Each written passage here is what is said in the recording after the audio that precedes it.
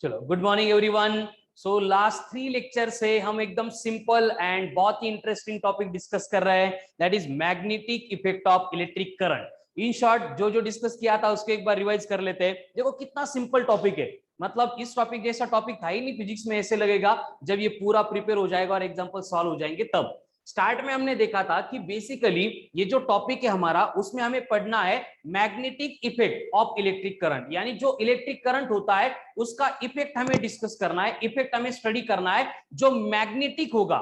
अब मैग्नेटिक मतलब क्या होगा? मैग्नेटिक होगा मतलब मैग्नेट के सिमिलर होगा। यानी इस टॉपिक की हमारी बेसिक कंसेप्ट ये थी कि जो नेचुरली ऑकरिंग आयन ओर है मैग्नेटाइट, दैट इज Fe3O4, वो जिस तरह के इफेक्ट प्रोड्यूस करते हैं उस तरह के इफेक्ट हम आर्टिफिशियली प्रोड्यूस कर सकते हैं बाय फ्लोइंग कंडक्टर और current through the surface of conductor और by placing charges in the motion.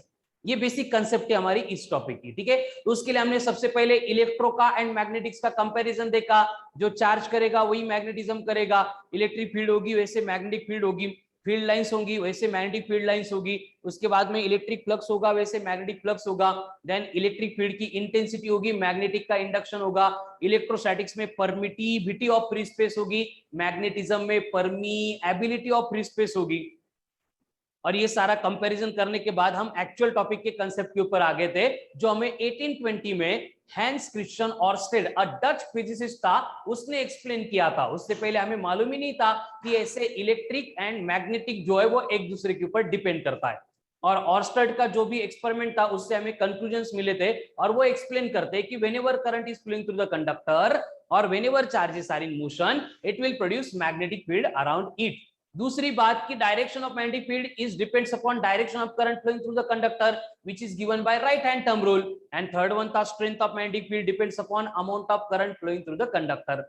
यानी एकदम हिस्टोरिक बात यहाँ पे ऑर्स्टेड ने एक्सप्लेन कर दी थी कि मैग्नेट के सिवाय अगर आपको मैग्नेटिक फील्ड प्रोड्यूस करनी है तो एकदम सिंपल है, कोई भी कंडक्टर है उसमें से करंट फ्लो कर दो, कोई भी चार्ज है उसको मोशन में सेट कर दो, वो अपने सराउंडिंग में मैग्नेटिक फील्ड प्रोड्यूस करेगा। यानी देखो जो हम पहले लेक्चर में डिस्कस करते हैं फिजिक्स के इंट्रोडक्शन ऑफ फिजिक्स, तो वहां पे मैं आपको एक ही बात बोलता हूं, 10 बार बोलता हूं कि every matter made up of atom, atom consist of proton neutron electron. यानी हमारा जो फिजिक्स है उसका मतलब नेचर है, नेचर में जो कुछ भी बना है वो बनाने के लिए रिस्पॉन्सिबल प्रोटॉन न्यूट्रॉन इलेक्ट्रॉन होते हैं। एंड ये तीनों की जो टेंडेंसीज है उनके ऊपर हमारे नेचर की साइकिल, नेचर का जो पूरा इंटरडिपेंडेंसी है वो डिपेंड करता है।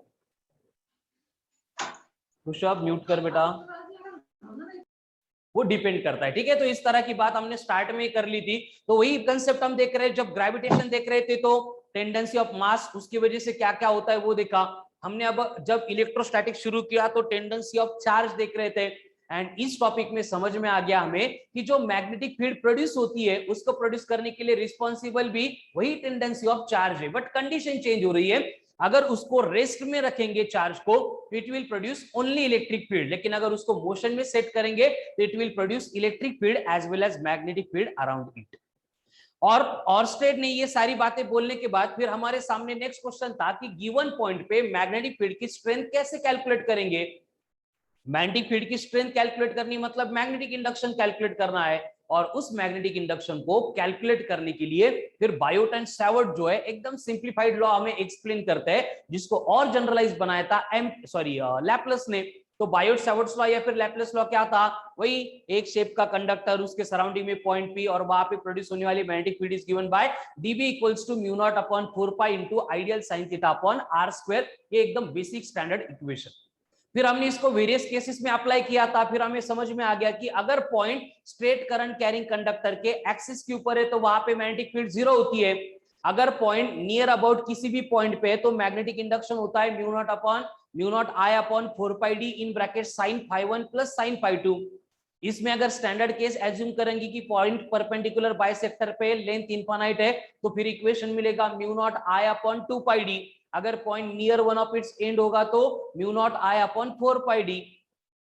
सेम इक्वेशंस अप्लाई करके हमने देखा था कि अगर कोई सर्कुलर आर्क है और उस आर्क में से फ्लो होने वाले करंट की वजह से सेंटर पे जो मैग्नेटिक फील्ड प्रोड्यूस होती है उसको अगर कैलकुलेट करना है तो हमें क्या करना है, फिर नेक्स्ट वाला इक्वेशन यूज करना है, that is mu not upon 4 pi into phi by r, and phi is the angle subtended by the given arc at the center. उसके अकॉर्डिंग पूरी सर्कुलर कॉइल है तो phi बनेगा 2 pi एंड फॉर्मूला बनेगा mu not I upon 2r। उसके बाद में अगर सेमी सर्कुलर कॉइल है तो mu not I upon 4r। अगर वहां पे 1/4 दिया है, 1/4 ऑफ कॉइल दी है, सर्कुलर आर्क दिया है, तो mu not I upon 8 times of r। उससे रिलेटेड नेक्स्ट पॉइंट देखा था कि मैग्नेटिक इंडक्शन अगर फाइंड करना है at a point along the axis of current carrying circular coil, तो उसके लिए एक्सप्रेशन था mu not I a square upon 2 in bracket a square plus x square raise to 3/2। उसमें 3 केस देखी थी, नंबर ऑफ टर्न्स n है तो n से मल्टीप्लाई करो, सेंटर पे तो क्या होगा, and x is much greater than at a, इस डिस्टेंस पे तो क्या होगा यहाँ पे। इतना ही बायोट-सावर्ट्स लॉ था। उसी के ऊपर आपको सॉल्व एग्जांपल भी दिए थे, कंसेप्ट एप्लीकेशन भी दिए थे। अब उससे रिलेटेड कल के लेक्चर में हमने और एक नेक्स्ट पॉइंट पढ़ा, लेकिन कल का लेक्चर से पहले, उसके पहले जो लेक्चर हमने दिया था डे बिफोर यस्टरडे, उसमें हमने ये बायोट-सावर्ट्स लॉ को अप्लाई करके वेरियस अरेंजमेंट में जो मैग्नेटिक फील्ड प्रोड्यूस होती है उसके बारे में डिस्कशन किया था। तो वहां पे क्लियर हो गया कि डायग्राम कितनी भी कॉम्प्लिकेटेड हो, अगर हमें मैग्नेटिक फील्ड की डायरेक्शन एंड मैग्नीट्यूड कैलकुलेट करने का फॉर्मूला, ये दोनों बातें अगर मालूम है, याद है, तो वहां पे एकदम इजीली हम जो रिक्वायर्ड मैग्नेटिक फील्ड है उसको कैलकुलेट कर सकते हैं। अगेन उसके बाद कल के लेक्चर में हमने देखा था एम्पियर्स लॉ, और एम्पियर्स लॉ के पहले, एम्पियर्स लॉ एक्सप्लेन करने से पहले मैंने एक स्टेटमेंट लिख दिया था कि एम्पियर्स लॉ मतलब कोई अलग नहीं है, वही है जो बायोट-सावर्ट लॉ में था, लेकिन ये थोड़ा सिंप्लीफाइड फॉर्म है, जनरलाइज्ड फॉर्म है। इसलिए कल का फर्स्ट स्टेटमेंट था Ampere's law is the generalised form of Biot Savart law. और यहाँ पे एक लिमिटेशन है जो हमें हर बार मेंटेन करना पड़ेगा, वो सिमिलर था जो अपन गॉस थ्योरम को अप्लाई करते टाइम मेंटेन करते थे, ठीक है। जैसे गॉस थ्योरम में कंडीशन थी कि कोई अगर बॉडी है चार्जेस को एनक्लोज कर रही है, कोई अगर बॉडी है चार्जेस को एनक्लोज कर रही है, तो उस बॉडी के ऊपर एक्ट होने वाला फ्लक्स अपन कैलकुलेट कर सकते हैं बाय यूजिंग गॉस थ्योरम। उसी तरह से अगर एम्पियर्स लॉ अप्लाई करना है तो किसी भी सरफेस ने एनक्लोज करना चाहिए किसको, करंट कैरिंग कंडक्टर्स को, then only we can calculate the given magnetic induction. फिर एम्पियर्स लॉ क्या था, उसका इक्वेशन एंड स्टेटमेंट हमने देखा था, line integral of magnetic field of induction B bar or any closed path is equal to the absolute permeability of free space times the total current flowing through the area bounded by the closed path, that is line integral of b bar dot dl bar equals to mu naught into I। और इसी expression को हम Ampere's law बोलते हैं, बस आई की जगह पे लेना पड़ेगा समेशन ऑफ आई, और वहां पे हम कंसीडर कर चुके थे कि अगर करंट अपवर्ड फ्लो हो रहा है हम उसको प्लस लेंगे, डाउनवर्ड फ्लो हो रहा है तो माइनस लेंगे, लेकिन जब ये करंट की बात होगी only those currents are to be considered जो पर्टिकुलर गिवन एरिया ने एनक्लोज किए हैं। अगर एनक्लोज नहीं किए है तो वो करंट हम वहां पे कंसीडर नहीं कर सकते। फिर उसके बाद में हमने देखा था नेक्स्ट पार्ट में कि अगर हम B को म्यू नॉट इंटू एच से रिप्लाई करेंगे, H मतलब वही है इंटेंसिटी ऑफ मैग्नेटिक फील्ड, तो सेम एक्सप्रेशन जो है वो बना था line integral of H vector dot dl vector equals to simply I, वहां पे म्यू नॉट नहीं था। एंड इस एक्सप्रेशन को अपन एमएमएफ बोले थे, मैग्नेटोमोटिव फोर्स, एमएमएफ मतलब मैग्नेटोमोटिव फोर्स। अब ये सारी बेसिक बातें डिस्कस करने के बाद वही फिर से एप्लीकेशन ऑफ एम्पियर्स लॉ हमने देखे, और एप्लीकेशन में straight current carrying conductor, then cylindrical conductor, उसमें सॉलिड कंडक्टर, उसमें hollow conductor, then circular wire, then solenoid, then toroid, इन सब की केस में कैसे मैग्नेटिक इंडक्शन कैलकुलेट करना है, ये बातें अपन कल के लेक्चर में डिस्कस कर चुके हैं। आई थिंक सबकी कंसेप्ट भी क्लियर है एंड उससे रिलेटेड होमवर्क भी कंप्लीट हो गया था, बराबर ना? Yes sir. ओके, तो आज के लेक्चर में हम नेक्स्ट पॉइंट डिस्कस करने वाले हैं और वो है motion of charge particle, motion of charge in magnetic field. एक मैग्नेटिक फील्ड होगी और उस मैग्नेटिक फील्ड में कोई भी एक चार्ज होगा, तो वो मोशन कैसे परफॉर्म करेगा, मोशन परफॉर्म होते टाइम उसके ऊपर कौन से फोर्सेस एक्ट होंगे, वो फोर्स की वजह से उसका एक्सेलरेशन क्या होगा, उसकी वेलोसिटी कैसे चेंज होगी, ये सारी बातें हमें यहाँ पे डिस्कस करनी है, ठीक है। तो motion of charge particle in magnetic field में सबसे इंपॉर्टेंट बात आपको यहाँ पे याद रखना है कि force acting on a charge in external magnetic field.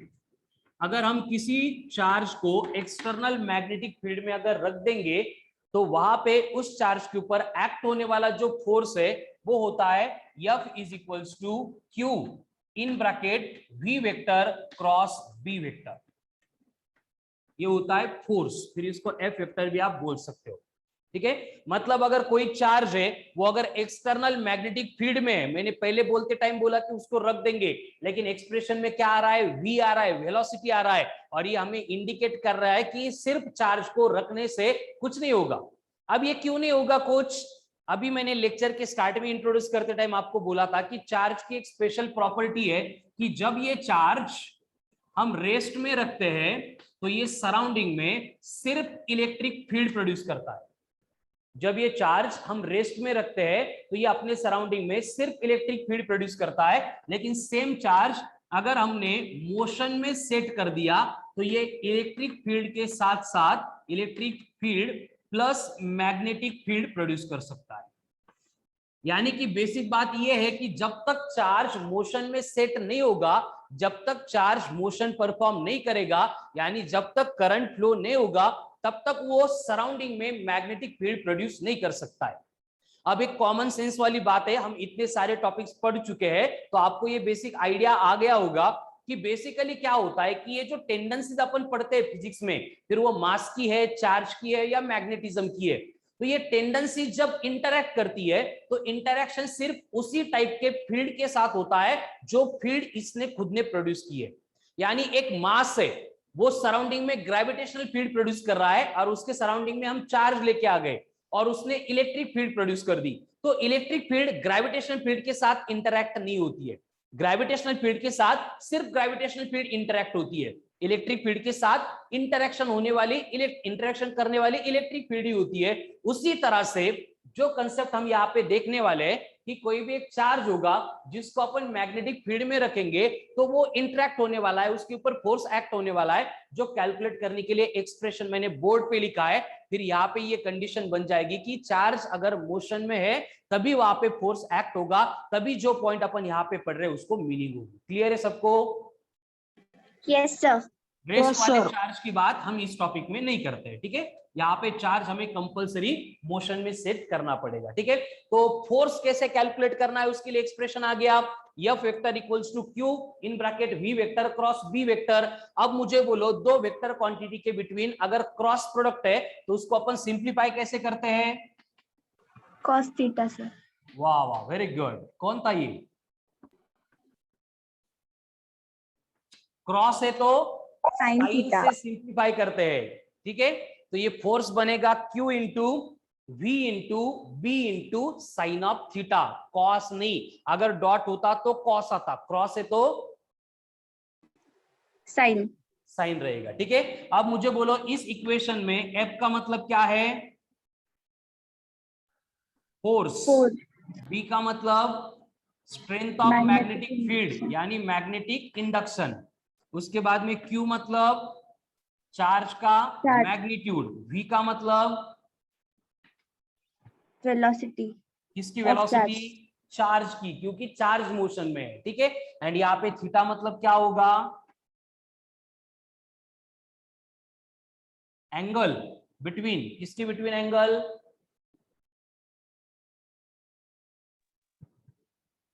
बोलो। Angle between velocity and direction of magnetic field, इनके बिटवीन एंगल है। क्लियर सबको? Yes sir.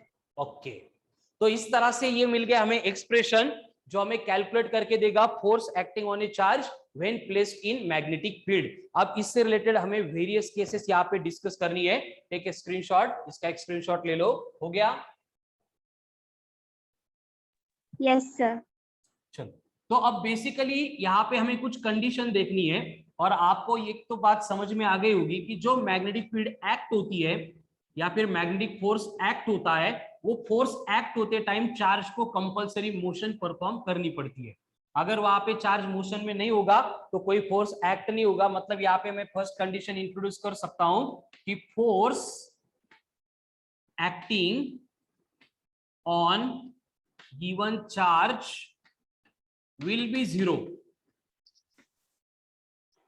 if, ये कंडीशन बहुत इंपॉर्टेंट है, आपको एकदम लंबा चौड़ा क्वेश्चन देंगे एंड क्वेश्चन में इस कंडीशन को मेंटेन करेंगे। अगर ये कंडीशन वहां पे दिख रही तो क्वेश्चन सॉल्व किए बिना हम बोल सकते कि वहां पे जो एक्ट होने वाला फोर्स है that will be the zero. अब जो चार्ज के ऊपर एक्ट होने वाला फोर्स है वो जीरो होगा। कब जीरो होगा? नंबर 1, अगर Q इक्वल टू जीरो है तो। अब Q इक्वल टू जीरो है, इसका मतलब क्या है?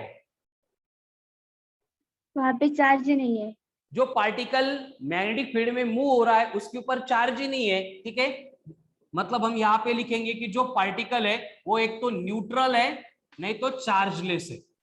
मतलब आपको क्वेश्चन में सब कुछ डेटा दिया है और वहां पे बोला है कि फील्ड में मूव होने वाला जो पार्टिकल है वो है न्यूट्रॉन। तो न्यूट्रॉन के ऊपर ऐसे केस में कोई फोर्स एक्ट नहीं होगा, कंपलसरी वो चार्ज लगता है। फिर वो पॉजिटिव होगा तो भी चलेगा, अगर निगेटिव है तो भी कोई इश्यू नहीं होता है, ठीक है। नेक्स्ट केस, अगर वहां पे v इक्वल टू जीरो है। अब v इक्वल टू जीरो है, इसका मतलब क्या है? रेस्ट पे, stationary particle. Charge is at rest, इसका मतलब है चार्ज जो है वो रेस्ट में है। अगर चार्ज रेस्ट में है तो मैंने अभी यहाँ पे लिख के दिया था कि रेस्ट वाला चार्ज सिर्फ इलेक्ट्रिक फील्ड प्रोड्यूस करता है, तो वहां पे मैग्नेटिक फील्ड प्रोड्यूस होती ही नहीं है। तो एक्सटर्नल मैग्नेटिक फील्ड इस मैग्नेटिक फील्ड के साथ इंटरेक्ट नहीं हो सकती, ठीक है। इसलिए v इक्वल टू जीरो है तो चार्ज इज एट रेस्ट, मतलब फिर से फोर्स विल बिकम जीरो। और क्या कंडीशन हो सकती है बोलो? दो तो मैंने बोल दी। Come on fast from formula equation क्या बोल सकते हो?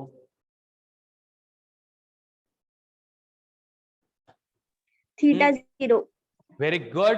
अगर वहां पे theta is equals to zero है, theta is equals to zero है, इसका मतलब क्या हो रहा है? Sine theta zero. Charge is moving parallel to the direction of magnetic field. Very good, parallel to direction of magnetic field. जिस direction में मैग्नेटिक फील्ड एक्ट हो रही है उसी डायरेक्शन में अगर चार्ज मूव होता है तो उस केस में चार्ज के ऊपर कोई भी फोर्स एक्ट नहीं होगा, क्योंकि वहां पे थीटा जीरो बनेगा, साइन जीरो जीरो होगा। फिर F equals to Q V B sine theta में हम अगर साइन थीटा की वैल्यू जीरो पुट करेंगे पूरा एक्सप्रेशन जीरो बनेगा। और कुछ है क्या कंडीशन जिसमें फोर्स जीरो हो सकता है? चलो, come on fast, think upon it. Is there any other condition? नहीं। जब theta is equals to 180 degree होगा तो साइन 180 भी जीरो है, यानी फिर से फोर्स जीरो होगा। स्टेटमेंट सेम रहेगा, चार्ज इज मूविंग। पैरेलल की जगह पे क्या लिखना पड़ेगा? Anti parallel. Anti parallel to direction of magnetic field. तो ये केसेस है फोर, जिस केस में जो भी फोर्स होगा चार्ज पार्टिकल के ऊपर एक्ट होने वाला उसकी वैल्यू क्या होगी? जीरो बनेगी। क्लियर? Yes sir. चलो स्क्रीनशॉट ले लो इसका। अब बेसिकली हम डिफरेंट केसेस कंसीडर करेंगे। अब नेक्स्ट वाली केस आएगी वहां पे हम कंसीडर करेंगे, तो वहां पे ये कंसीडरेशन छोड़ के मतलब फोर्स जो है वो नॉन जीरो होगा। अगर फोर्स नॉन जीरो है तो क्या होगा, लेकिन वो डिस्कस करने से पहले हमें ये तो मालूम हो गया कि फोर्स एक्ट होते टाइम एक कंडीशन है, मैग्नेटिक फील्ड का फोर्स एक्ट होते टाइम एक कंडीशन है कि चार्ज को पैरेलल और एंटी पैरेलल मूव नहीं होना है। अगर चार्ज मैग्नेटिक फील्ड के पैरेलल या एंटी पैरेलल मूव होता है तो वो अपनी मोशन परफॉर्म नहीं कर सकता। तो अगर पैरेलल भी नहीं जा रहा है, एंटी पैरेलल भी नहीं जा रहा है, तो वो कैसे जाएगा? फिर वहां पे दो कंडीशन बचती है। एक तो वो perpendicular to the field enter करेगा, नहीं तो 0, 90, 180 ये तीनों एंगल छोड़ के फिर वो फील्ड में एंटर करेगा। क्लियर? Yes sir. तो यहाँ पे सेकंड कंडीशन हम देखेंगे कि when charge particle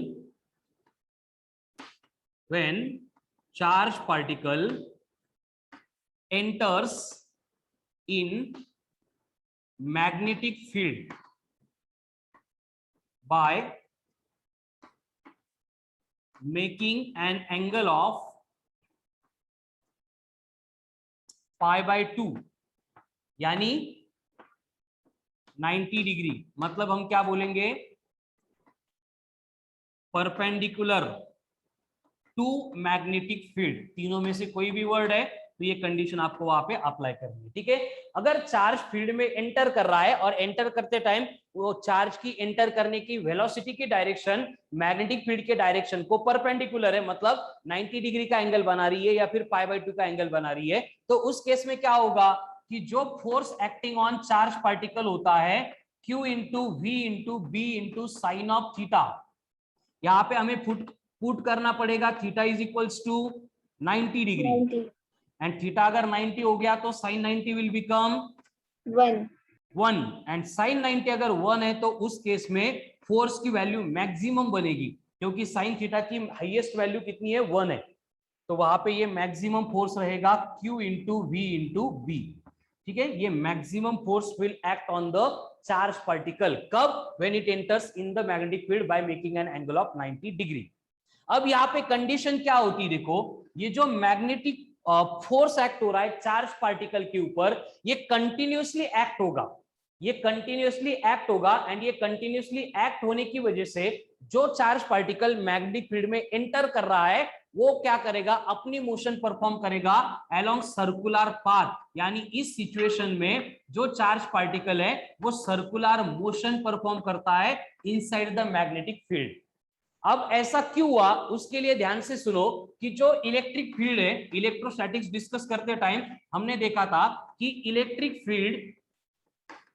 electric field can change, number 1 direction, number 2 magnitude, number 3 both magnitude and direction of velocity of charge particle. ये हम इलेक्ट्रोस्टैटिक्स में पढ़ चुके हैं कि अगर कोई चार्ज पार्टिकल इलेक्ट्रिक फील्ड में एंटर कर रहा है तो इलेक्ट्रिक फील्ड उस चार्ज पार्टिकल की वेलोसिटी का मैग्नीट्यूड भी चेंज कर सकता है, डायरेक्शन भी चेंज कर सकता है एंड मैग्नीट्यूड एंड डायरेक्शन दोनों को भी चेंज कर सकता है, ठीक है। लेकिन अगर बात मैग्नेटिक फील्ड की करेंगे तो मैग्नेटिक फील्ड से रिलेटेड आपको याद रखना है कि magnetic field can only change, magnetic field can only change direction of velocity of charge particle। जो चार्ज पार्टिकल फील्ड में एंटर कर रहा है उस चार्ज पार्टिकल के वेलोसिटी के मैग्नीट्यूड को चेंज करने की एबिलिटी मैग्नेटिक फील्ड में नहीं है। मैग्नेटिक फील्ड जो है उस वेलोसिटी की सिर्फ डायरेक्शन चेंज कर सकता है, ठीक है ना, दोनों साइड में लिखे हैं। एक्सट्रीमली इंपॉर्टेंट पॉइंट है electric field and magnetic field से रिलेटेड कि इलेक्ट्रिक फील्ड मैग्नीट्यूड भी चेंज कर सकती है, डायरेक्शन भी चेंज कर सकती है, दोनों चेंज कर सकती है, लेकिन मैग्नेटिक फील्ड जो है it can only change the direction of velocity of the charge particle inside the magnetic field. Clear? Yes, sir. तो यहाँ पे होता क्या है, देखो इस तरह की अगर मैग्नेटिक फील्ड हमने स्पेस में अप्लाई कर दी है और इस मैग्नेटिक फील्ड में अगर कोई चार्ज पार्टिकल एंटर कर रहा है और वो एंटर करते टाइम जैसे ये मैग्नेटिक फील्ड की डायरेक्शन है एंड इस डायरेक्शन में अगर ये चार्ज एंटर कर रहा है तो ये चार्ज कंटिन्यूअसली फोर्स एक्सपीरियंस करता है and bye virtue of that force ये चार्ज पार्टिकल मूव होता है अलोंग सर्कुलर पाथ, यानी वो क्या करता है, सर्कुलर मोशन परफॉर्म करता है। क्लियर? Yes, sir. अगर सर्कुलर मोशन परफॉर्म हो रही है तो वहां पे रिक्वायरमेंट किसकी होती है, कंपलसरी? Centripetal force. अगर सेंट्रीपिटल फोर्स जो होता है mv²/r नहीं होगा तो वहां पे सर्कुलर मोशन पॉसिबल नहीं है। ये बातें अपन डिस्कस कर चुके हैं, जैसे कि moon revolves around the earth and उस केस में जो सेंट्रीपिटल फोर्स है वो प्रोवाइडेड बाय ग्रेविटेशनल फोर्स था। जैसे न्यूक्लियस के सराउंडिंग में इलेक्ट्रॉन सर्कुलर मोशन परफॉर्म करते हैं तो उनके सर्कुलर मोशन के लिए रिक्वायर्ड जो भी सेंट्रीपिटल फोर्स है वो electrostatic force of attraction provide करता है। उस तरह से अगर चार्ज पार्टिकल इस फील्ड में सर्कुलर मोशन परफॉर्म कर रहा है तो वहां पे भी रिक्वायरमेंट होगी सेंट्रीपिटल फोर्स की, और वो कितनी, mv²/r। और ये जो सेंट्रीपिटल फोर्स है ये फिर प्रोवाइड कौन करेगा, कौन करेगा? Force maximum. मैग्नेटिक फोर्स है ना, दूसरा कोई फोर्स यहाँ पे है नहीं, यानी कि हमारे लिए यहाँ पे एक कंडीशन बन जाएगी कि centripetal force is provided by magnetic force, centripetal force is provided by magnetic force. Clear? Yes, sir. अब नेक्स्ट पार्ट सेम पॉइंट से रिलेटेड हमें करना है, इसके आगे मैं कंटिन्यू करने वाला हूं, उससे पहले स्क्रीनशॉट ले लो, और ये सारा डेटा बहुत इंपॉर्टेंट है जो बोर्ड पे दिख रहा है, ठीक है, बाद में नोट्स भी बना लो इसके। तो बेसिकली हम सेकंड कंडीशन पढ़ रहे हैं कि जब चार्ज मैग्नेटिक फील्ड में एंटर कर रहा है bye making an angle of 90 degree, तब उस चार्ज के ऊपर एक्ट होने वाला फोर्स मैक्सिमम है, इतना मैक्सिमम है कि वो डायरेक्ट चार्ज पार्टिकल को सर्कुलर पाथ के अलोंग बेंड कर रहा है। ठीक है, सर्कुलर पाथ के अलोंग बेंड होने के बाद वहां पे जो भी रिक्वायर्ड सेंट्रीपिटल फोर्स है वो प्रोवाइड करने के लिए भी वहां पे मैग्नेटिक फोर्स है। इसका मतलब here we got expression as centripetal force is equals to magnetic force. Clear? Yes, sir. अब यहाँ पे सेंट्रीपिटल फोर्स मतलब कितना था, mv square upon r, magnetic force कितना था, q into V into B. तो इन दोनों के एक्सप्रेशन को मैं इक्वेट कर सकता हूं। बोलो यहाँ पे m का मतलब क्या होगा, what is mean by m? मास। जो चार्ज पार्टिकल फील्ड में आने वाला है उस चार्ज पार्टिकल का मास है m। v का मतलब Velocity of the charge particle. Very good. r is the Radius. कौन सी रेडियस? जिस रेडियस से वो circular motion Very perform good. करेगा। q का मतलब? Magnitude of charge. And b is the magnetic field. Magnetic field या फिर मैग्नेटिक फील्ड का मैग्नेटिक इंडक्शन। अब यहाँ पे सिंप्लीफाई करेंगे तो v v कैंसल, अगर मुझे r चाहिए तो r के लिए एक्सप्रेशन बन गया mv upon bq, extremely important formula. ठीक है, तो रेडियस ऑफ सर्कुलर पाथ जो है उसके लिए एक्सप्रेशन आ गया r is equals to m into v upon bq, यानी कि हम यहाँ पे लिख सकते हैं कि सर्कुलर पाथ पे जो रेडियस होती है वो वेलोसिटी के ऊपर डिपेंड करेगी, यानी कि वेलोसिटी अगर बढ़ती जाएगी तो वहां पे रेडियस बढ़ेगा, बाकी m b q ये तो गिवन कंडीशन में कांस्टेंट ही होते हैं। बट हमें यहाँ पे मालूम है कि m इंटू वी, इसके प्रोडक्ट को अपन मोमेंटम बोलते हैं, तो इसको अपन ऐसे भी लिख सकते हैं p upon B Q, where p का मतलब क्या होगा, linear magnetic induction momentum of charge particle, यानी इसके ऊपर से हम ऐसे भी लिख सकते हैं कि r is directly proportional to p है। उसके बाद हमें मालूम है कि p का एंड काइनेटिक एनर्जी का रिलेशन होता है 2m e, याद है क्या, ये बहुत बार प्रूव किया है। p इज इक्वल्स टू होता है रूट ऑफ 2m e, इसको अगर पुट करेंगे तो मुझे रेडियस का एक्सप्रेशन मिलेगा r is equals to root of twice of m into e for k divided by b into q। यहाँ पे r जो है वो डायरेक्टली प्रोपोर्शनल होगा टू द काइनेटिक एनर्जी, जो भी रहेगी उसके ऊपर रेडियस डिपेंड करेगी, r proportional to root of e के। क्लियर? Yes sir. बट आगे हमें मालूम है कि अगर हम वहां पे एरिया की बात करेंगे, बट तो एरिया जो है वो रेडियस के स्क्वायर के साथ डायरेक्टली प्रोपोर्शनल होता है, यानी कि एरिया जो है वो v के साथ कैसे डिपेंड करेगा, r का स्क्वायर है मतलब v का स्क्वायर होगा, देन एरिया p के साथ कैसे डिपेंड करेगा,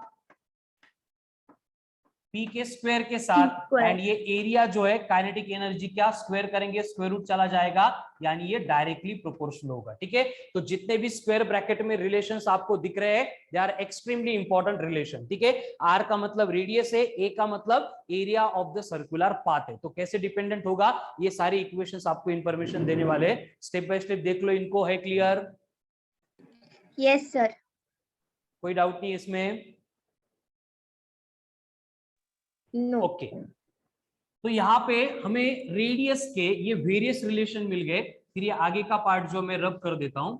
अब यहाँ पे रेडियस मिल गई, सर्कुलर मोशन हमने पढ़ी है, सर्कुलर मोशन में 3-4 बातें बहुत इंपॉर्टेंट होती है, एक रेडियस, दूसरा पीरियोडिक टाइम, तीसरा फ्रीक्वेंसी, एंड उसके एंड में आएगा काइनेटिक एनर्जी वाला पार्ट। तो हमें अब चाहिए पीरियोडिक टाइम। पीरियोडिक टाइम, तो पीरियोडिक टाइम कैलकुलेट करने के लिए बेसिक फॉर्मूला क्या होगा, फॉर्मूला होगा T is equals to 2 pi R upon V।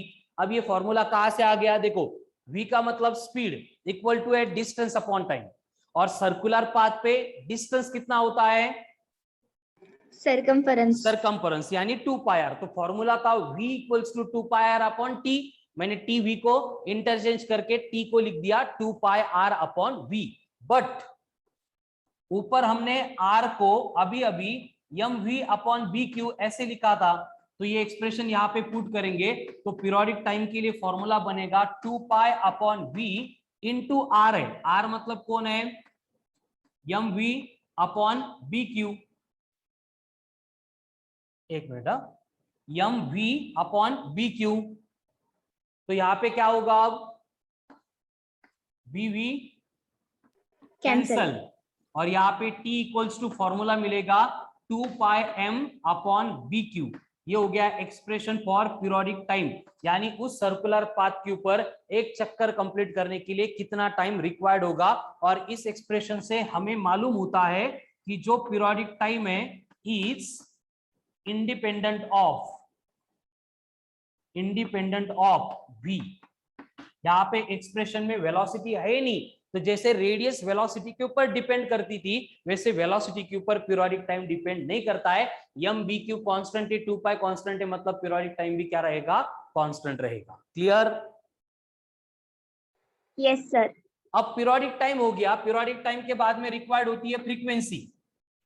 तो ये जो फ्रीक्वेंसी ऑफ रिवॉल्यूशन होती है n, इसका फॉर्मूला होता है 1 upon T, reciprocal of periodic time.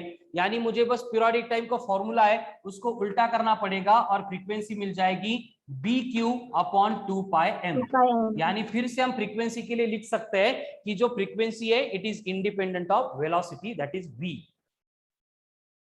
Clear? Yes, sir. अब यहाँ पे अगर हम एंगुलर वेलोसिटी कैलकुलेट करेंगे, एंगुलर वेलोसिटी, तो एंगुलर वेलोसिटी का फॉर्मूला होता है omega equals to 2 pi into F या फिर 2 पाई इंटू एन। तो ये अगर मैं यहाँ पे पुट करूंगा तो ओमेगा के लिए एक्सप्रेशन मिलेगा 2 pi into BQ divided by 2 pi m। तो 2 पाई कैंसिल होके ओमेगा के लिए फॉर्मूला मिल गया BQ डिवाइडेड बाय m। ये हो गई एंगुलर वेलोसिटी। एंड अगेन यहाँ पे हमें दिख रहा है कि angular velocity is independent of Velocity. BQ by m के ऊपर वो डिपेंड करती है। क्लियर? Yes, sir. चलो, तो यहाँ पे पीरियोडिक टाइम हो गया, फ्रीक्वेंसी हो गई, एंगुलर वेलोसिटी हो गई। अब सबसे इंपॉर्टेंट बात होगी about kinetic energy. Kinetic energy का फॉर्मूला क्या होता है, Half mv square. Kinetic energy होती है 1/2 इंटू m इंटू वी का square, half of m into V का स्क्वायर। बट यहाँ पे मुझे v की वैल्यू यहाँ से मिलेगी। अगर ये इक्वेशन सिंप्लीफाई करेंगे तो v बनेगा b into Q into R divided by m। इस v को अगर मैं यहाँ पे पुट करूंगा तो काइनेटिक एनर्जी का एक्सप्रेशन बनेगा 1/2 इंटू m इंटू इसका स्क्वायर करना है, तो ये बनेगा b square q square r square upon m square. एक m कैंसिल हो जाएगा, तो एक्सप्रेशन फॉर काइनेटिक एनर्जी आ रहा है b square q square r square upon twice of m। और काइनेटिक एनर्जी के एक्सप्रेशन में कहीं पे भी वेलोसिटी नहीं है, इसका मतलब काइनेटिक एनर्जी भी गिवन पार्टिकल की कांस्टेंट रहेगी, सेम रहेगी। ठीक है, it is independent of velocity रहेगी इस पर्टिकुलर एक्सप्रेशन में। है क्लियर? Yes, sir. ये सबसे इंपॉर्टेंट केस है चार्ज के मोशन से रिलेटेड। जब चार्ज एंटर करता है मैग्नेटिक फील्ड में by making an angle of 90 degree π/2 या फिर perpendicular to the direction of magnetic field, उसके ऊपर एक्ट होने वाला फोर्स मैक्सिमम होता है। By virtue of that maximum force charge particle will move along circular path, and ये सर्कुलर पाथ पे मूव होते time necessary centripetal force is provided by magnetic force, and magnetic force का magnitude होता है Q into V into B, where Q is the charge, V is the velocity, and B is the magnetic field, magnitude of magnetic field. ठीक है, अब यहाँ पे condition क्या हो गई, देखो 0 डिग्री से चार्ज पार्टिकल एंटर करता है तो क्या होगा वो हमने देख लिया। देन पार्टिकल अगर π/2 से एंटर करेगा तो क्या होगा ये भी हमने देख लिया। पार्टिकल अगर 180 से एंटर करेगा तो क्या होगा, ये भी हमने देख लिया। लेकिन अगर पार्टिकल इन सारे एंगल को छोड़ के दूसरे एंगल से अगर एंटर करेगा, मतलब यहाँ पे थर्ड कंडीशन आएगी कि when charge particle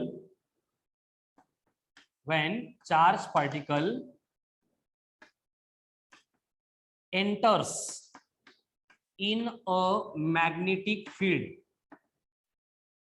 by making an angle of theta which is not equal to 0, not equal to pi by 2, not equal to pi। मतलब ये वैल्यू छोड़ के दूसरा कोई भी एंगल है, 0 नहीं है, पाई बाई 2 नहीं है, पाई भी नहीं है, मतलब 90 नहीं है, 180 नहीं है, 0 नहीं है, दूसरा कोई भी एंगल हो सकता है। तो उस एंगल से अगर चार्ज पार्टिकल मैग्नेटिक फील्ड में एंटर कर रहा है, then it will move along helical path मतलब कैसे, स्प्रिंग होती है ना स्प्रिंग, तो स्प्रिंग की जो शेप है वो हेलिक्स वाली है एंड उस पाथ को अपन हेलिकल पाथ बोलते हैं। मतलब कंडीशन क्या होगी, यहाँ पे मैं ड्रॉ कर देता हूं, आपको थोड़ा सा इजी जाएगा समझने के लिए। ये वाई एक्सिस है, ये एक्स एक्सिस है, एक्स एक्सिस के अलोंग मैग्नेटिक फील्ड एक्ट हो रही है और इस मैग्नेटिक फील्ड के ना पैरेलल ना एंटी पैरेलल ना परपेंडिकुलर, ये तीनों छोड़ के मतलब इस पर्टिकुलर डायरेक्शन में अगर चार्ज पार्टिकल एंटर कर रहा है जिसने मैग्नेटिक फील्ड के साथ में थीटा इतना एंगल बनाया है, तो उस केस में ये चार्ज पार्टिकल अपनी मोशन परफॉर्म करता है इस तरह के पाथ के ऊपर जिसको अपन हेलिकल पाथ बोलते हैं। क्लियर? Yes sir.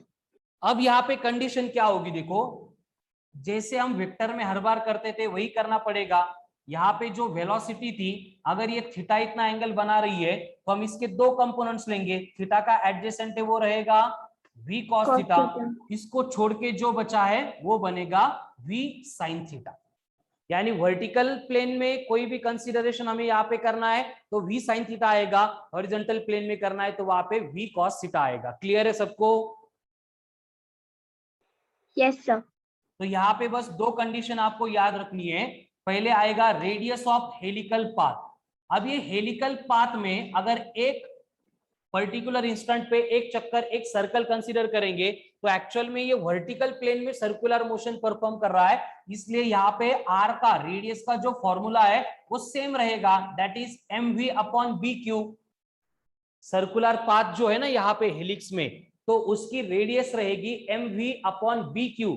लेकिन एक स्मॉल चेंज हमें करना पड़ेगा कि ये जो पूरी वेलोसिटी है ये वर्टिकल प्लेन में एक्ट नहीं हो रही है, सिर्फ उसका एक कंपोनेंट एक्ट हो रहा है वर्टिकल प्लेन में। कौन?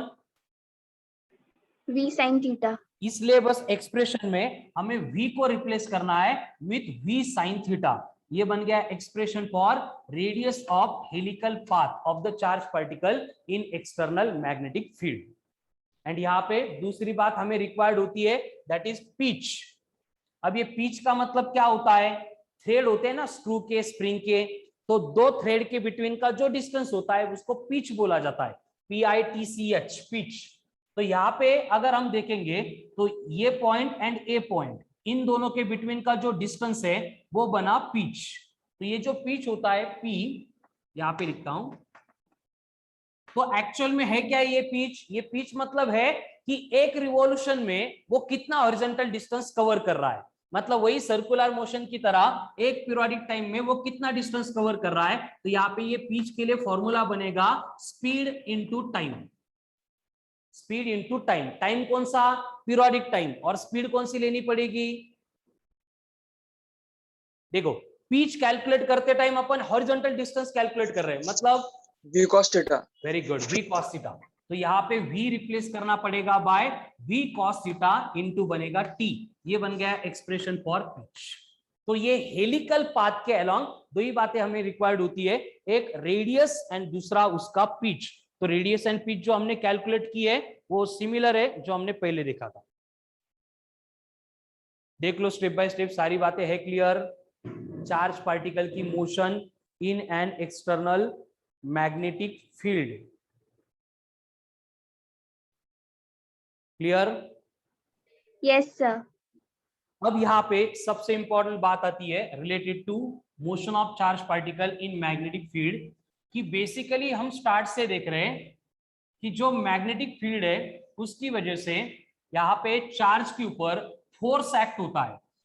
तो जो एक्ट होने वाला फोर्स है वो वेक्टर क्वांटिटी है, और वो अगर वेक्टर क्वांटिटी तो उसको क्या होगी? Magnitude as well as direction. Direction होगी। ठीक है, तो उसकी डायरेक्शन कैलकुलेट करते हैं by using Fleming's left hand rule.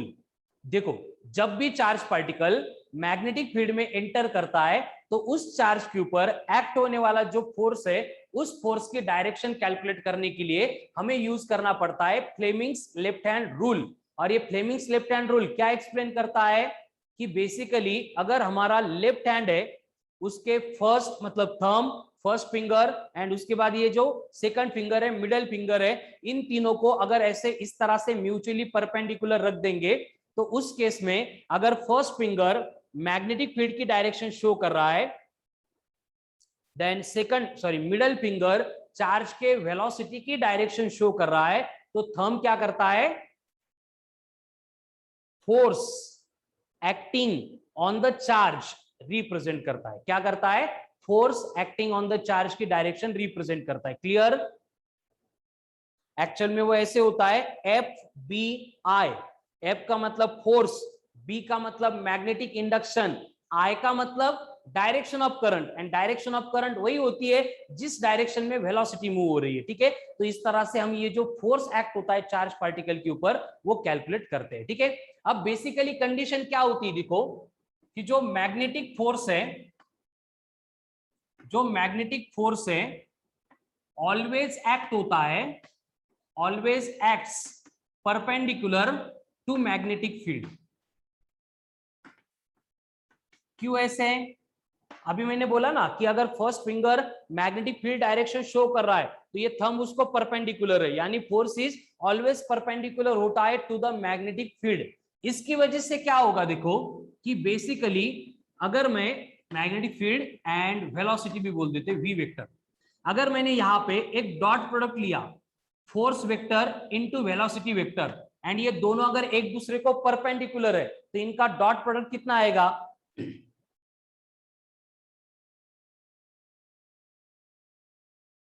अरे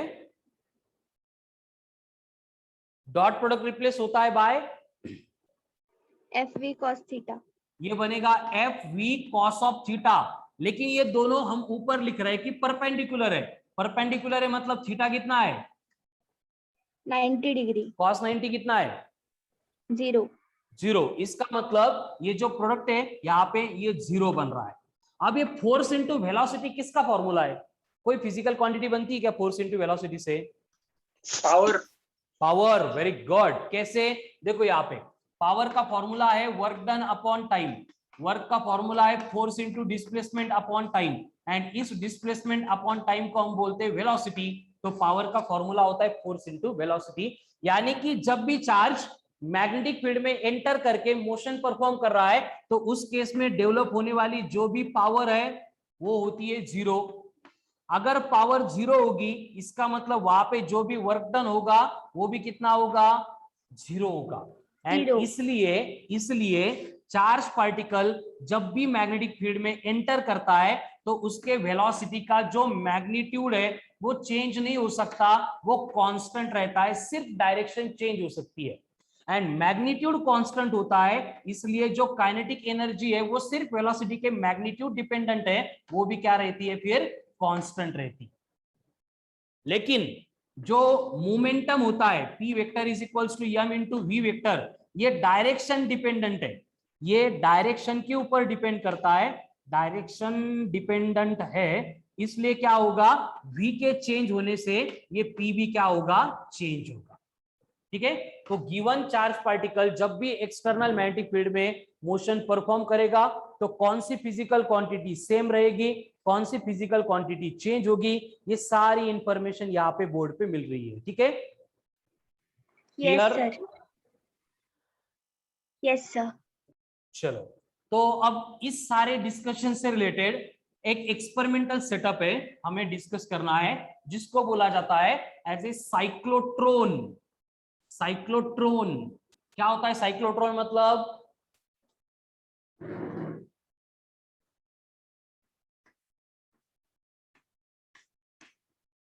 साइक्लोट्रॉन, यस बोलो क्या है साइक्लोट्रॉन मतलब? सुना है कभी साइक्लोट्रॉन को? साइक्लोट्रॉन कौन बोलेगा?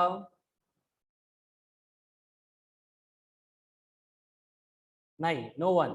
ओके, देखो साइक्लोट्रॉन मतलब क्या होता है? साइक्लोट्रॉन है, it is a circular particle accelerator.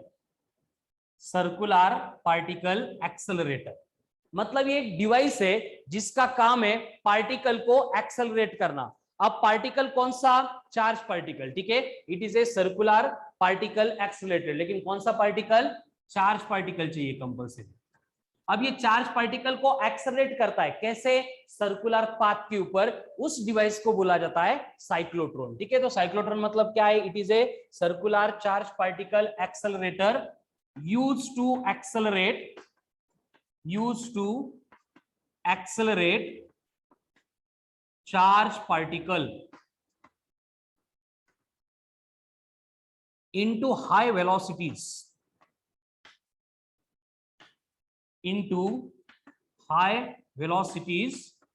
to gain maximum kinetic energy। देखो यहाँ पे बेसिक पर्पस क्या होता है कि यहाँ पे साइक्लोट्रॉन का यूज करके हम चार्ज पार्टिकल को एक्सेलरेट करते हैं। एक्सेलरेट हो गया मतलब स्पीड अप हो गया, मतलब वेलोसिटी बढ़ गई। वेलोसिटी बढ़ेगी मतलब उसकी काइनेटिक एनर्जी भी बढ़ेगी। इसलिए हम क्या करते हैं? उस पार्टिकल को एक्सेलरेट करते हैं so as to gain maximum amount of kinetic energy. और ये काइनेटिक एनर्जी गेन करने के बाद क्या होगा? फिर इस चार्ज पार्टिकल को हम किसी अदर न्यूक्लियस में, मतलब अदर एलिमेंट के न्यूक्लियस में बम्बार्ड करेंगे, और उसकी बम्बार्डमेंट होने के बाद वहां पे होगा आर्टिफिशियल ट्रांसम्यूटेशन। अलग अलग एप्लीकेशंस होते हैं, मैं बस एक एप्लीकेशन बोल रहा हूं। वहां पे होता है आर्टिफिशियल ट्रांसम्यूटेशन, जिसमें एक एलिमेंट दूसरे एलिमेंट में कन्वर्ट होता है, एंड उस कन्वर्जन की प्रोसेस में वो अल्फा, बीटा, गामा ऐसे रेडिएशन इमिट करता है। तो वहां पे जो गामा रेडिएशंस इमिट होंगे वो मेडिकल फील्ड में केमोथेरेपी, रेडियोथेरेपी, इस तरह की ट्रीटमेंट के लिए, रेडियो नहीं, केमोथेरेपी के लिए वहां पे यूज होते हैं, ठीक है। जैसे वेरियस एप्लीकेशन इस साइक्लोट्रॉन के होते हैं, ठीक है। तो बेसिक काम क्या है इसका? चार्ज पार्टिकल को एक्सेलरेट करना। अब ये कैसे एक्सेलरेट करता है उसकी अरेंजमेंट देखेंगे। देखो एकदम सिंपल अरेंजमेंट होती है साइक्लोट्रॉन में। सबसे पहले हमें क्या करना है? इस तरह के दो इलेक्ट्रोमैग्नेट लेने। अब इलेक्ट्रोमैग्नेट मतलब क्या होगा कि यहाँ पे हम वायर को वाउंड करेंगे, उस वायर में से जब तक करंट फ्लो होगा वहां पे मैग्नेटिक फील्ड प्रोड्यूस होगी। यहाँ पे ऊपर नॉर्थ पोल रहेगा, ऊपर साउथ पोल रहेगा, एंड इस एक्सपेरिमेंटल सेटअप को एक वैक्यूम चेंबर में हम एनक्लोज करके रख देंगे, ठीक है। अब यहाँ पे ये नॉर्थ पोल, यहाँ पे एक साउथ पोल है, इन दोनों के बिटवीन का जो स्पेस है, उस स्पेस में हमें क्या करना है? Two metallic hollow D shape मतलब एबीसीडी के डी की तरह शेप बॉक्स प्लेस करने, ठीक है। यहां पे मैं ड्रॉ कर रहा हूं कि ये डी शेप मेटेलिक होलो बॉक्स है।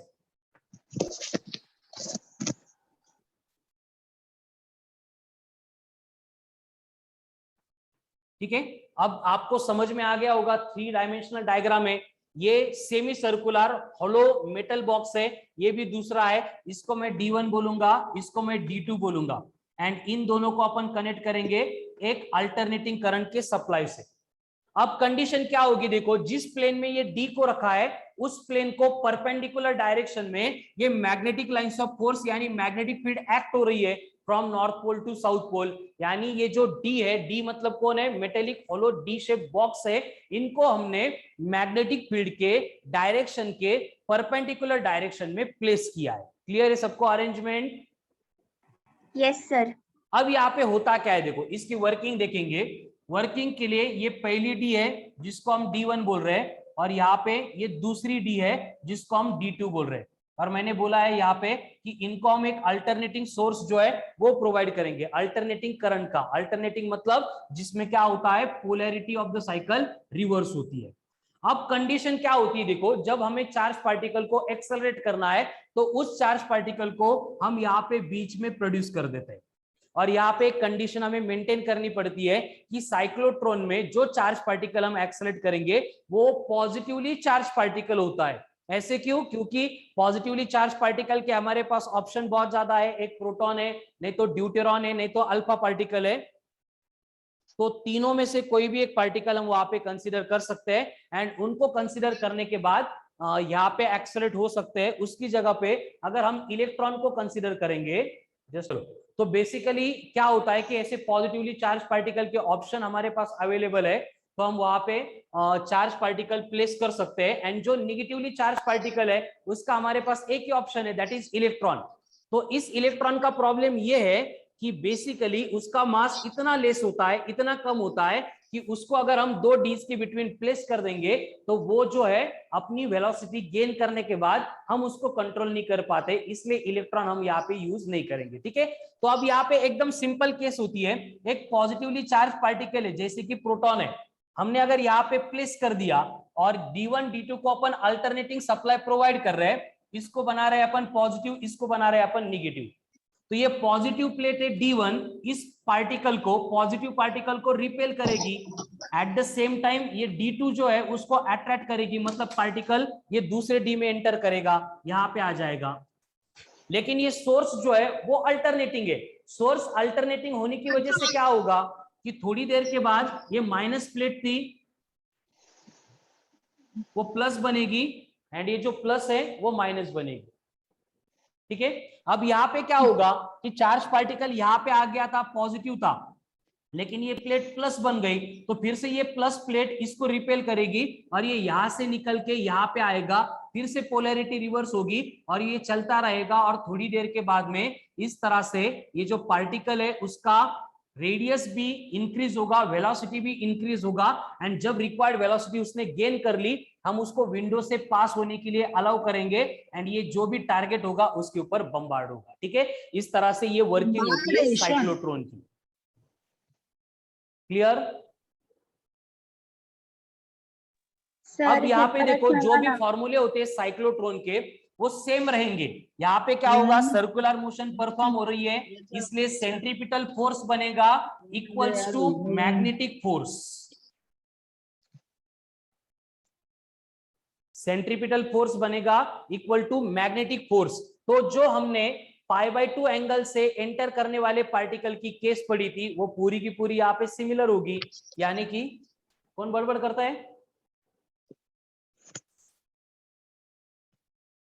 मनमत म्यूट कर जाना। देखो तो बेसिकली बर यहाँ पे सेंट्रीपिटल फोर्स बनेगा इक्वल्स टू मैग्नेटिक फोर्स। तो centripetal force equal to magnetic force करने के बाद mv²/r मिलेगा b into Q into v. And अगर इसको सिंप्लीफाई करेंगे तो हमें रेडियस मिलेगी r is equals to mv/bq। Then यहाँ पे पीरियोडिक टाइम मिलेगा 2πm/bq।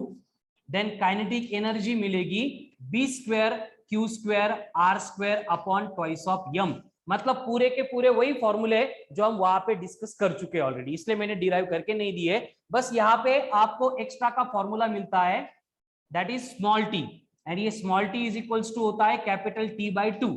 अब स्मॉल टी का मतलब क्या है, टाइम इंटरवल जिसमें पोलैरिटी जो है रिवर्स होती, और वो कितनी होगी, देखो आधा चक्कर कंप्लीट होने के बाद पोलैरिटी रिवर्स हो रही है, यानी कि जो पीरियोडिक टाइम होगा उसके हाफ होगी। और पीरियोडिक टाइम का फॉर्मूला क्या होता है, 2πm/bq, तो ये बनेगा πm/bq। इतने टाइम के बाद में पोलैरिटी ऑफ द प्लेट जो है वो रिवर्स होती है। ठीक है, so this is all about cyclotron.